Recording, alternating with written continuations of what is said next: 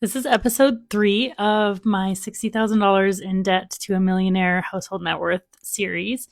And today we're going to talk about how and why I got into $60,000 worth of debt. It's a long, convoluted story, and I'm going to try my best to keep it concise here. But the gist of it essentially is that I had my undergrad paid for, and I wasn't in any debt at that point. So I finished that in 2016.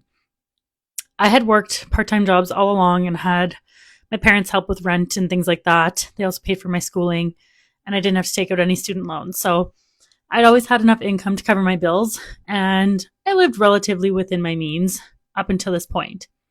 In 2017 and 2018, I went back to school to do my master's degree, and it was the first time that I couldn't work a part-time job because the school load was super heavy.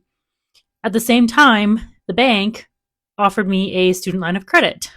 And I think the first one was $20,000. And I thought, sure, I've never been in debt. Like, I'm going to school. Like, why don't I just take this just in case? And like the max I'll use is like half of it just to see, because I'd never had a loan. So I didn't really understand what they were all about or how they worked. So that was a slippery slope.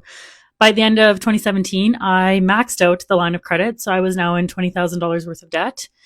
And in 2018, the bank upped the line of credit limit to another $20,000. And I thought, okay, there's no way I'm maxing this out, but I'll take it. I'll accept it. It's there just in case. And unfortunately, I actually overextended myself and maxed out that entire line of credit again and ended up with some credit card debt as well.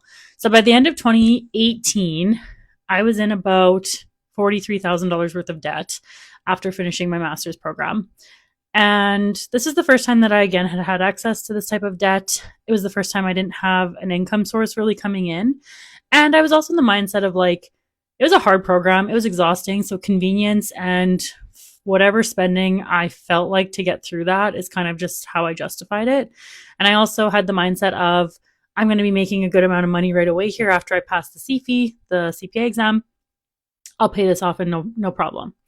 Fast forward to 2019, I got my first big girl job. Pay bump went up by quite a bit.